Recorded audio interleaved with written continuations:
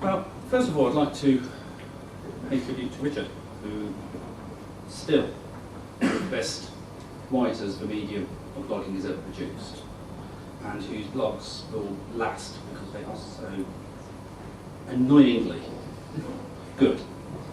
And anybody who knows about my general attitude towards the police will know exactly how difficult that was, just for me to say.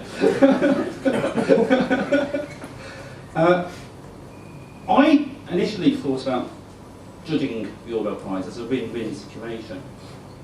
There was no other way I could think of about how I could get 200 odd leading bloggers to hate me.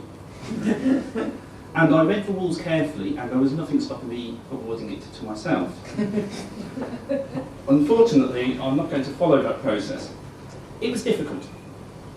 2,030 blog posts, most of which I suspected, and Gary suspected, we were the first people to actually have read it, including the author. And I just need to issue a correction.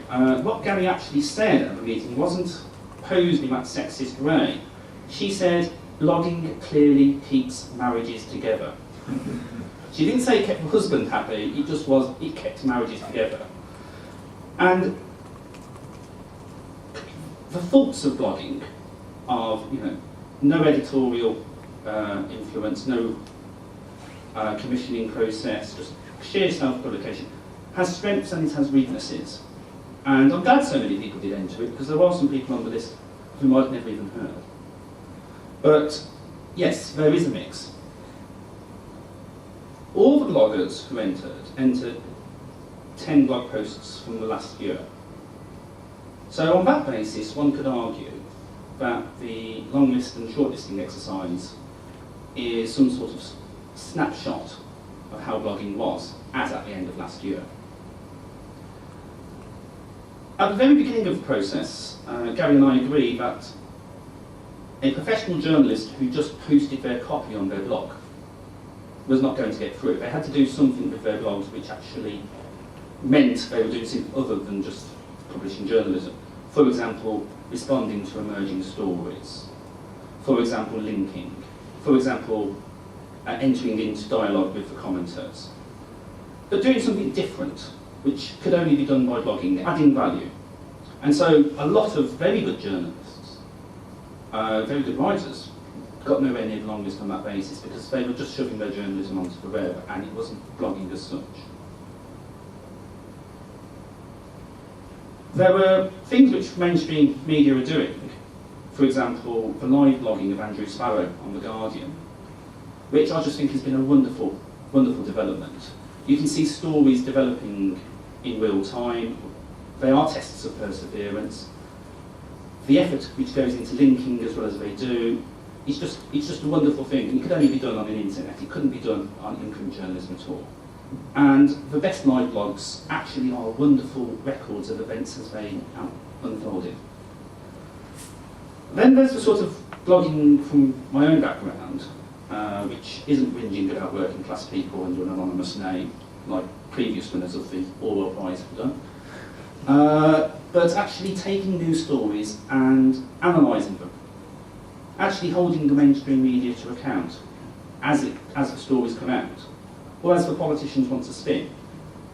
And so things like Kathy Newman's fact check blog on Channel 4 is just a tremendous resource. I'd never really worked with it before, I never looked at it, and I just thought, this is really good. This is something which is development through blogging.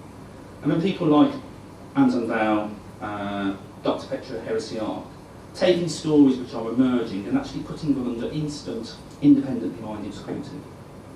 That's a great development of blogging. Another thing which blogging does quite well is to give a voice to people who otherwise haven't got a voice, or to allow a reader an insight into something which is outside of their own experience. So, for example, Juliet Jack's blog, Transgender Vote Journey. There's no truth in the rumour that having followed Jack Knight and Jack of Kent, there had to be a Jack on the long list, but it's just an extraordinary sequence of blog posts which allow you an insight into something which is or unimaginable to other people.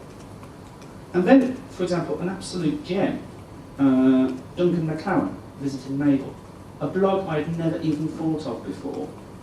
It's about his mother who's gone into a rest home. It's published by Saga.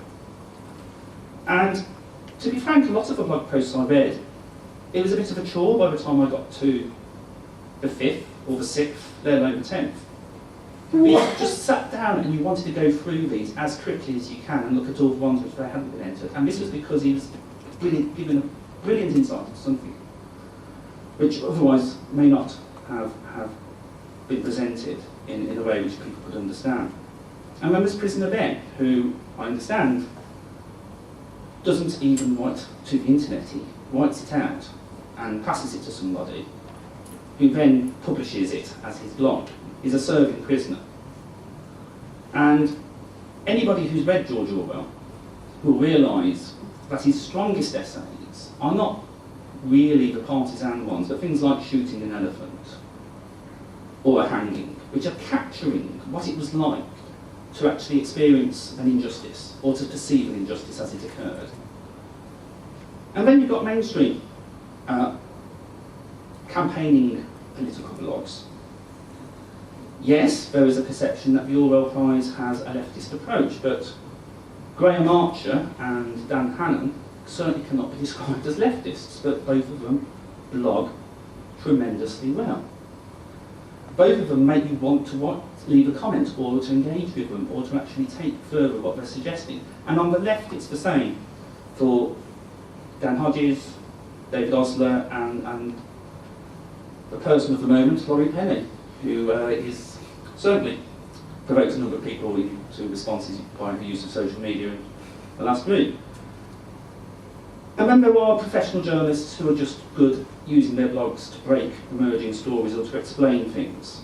People like Paul Ward and Paul Mason.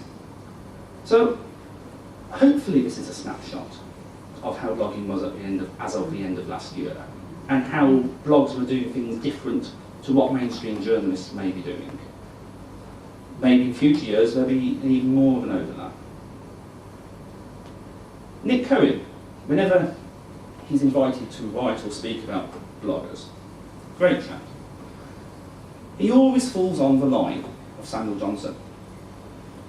Nobody but a blockhead ever wrote but for money.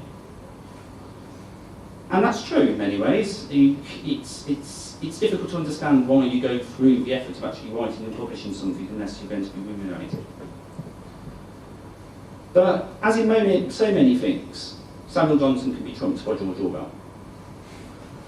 George Orwell said that he in his great essay, White White, from some sort of sense of injustice, something he wanted to put right.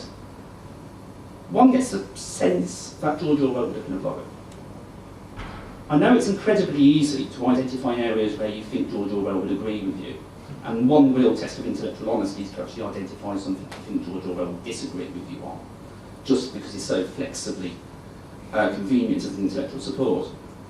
But he would have been a blogger. He took care when he was attacking people like G.K. Chesterton to quote them exactly, just like somebody who linked. He adored pamphleteering and edited one of the best collections of pamphleteering ever published. And blogging is pamphleteering. Blogging needs linking and taking seriously the source points. And Orwell wrote that he wanted to correct an injustice, put right something which was wrong. Effectively, to put something into the public domain which will influence public debate, which otherwise would not be there but for that contribution. And I know there are people who should be on this list, and there are a lot more people who are wanting to get on this long list than there are. But I think this long list shows how strong political blogging is in this country and what difference it is making to debates which otherwise may be not so well informed but for that blogging.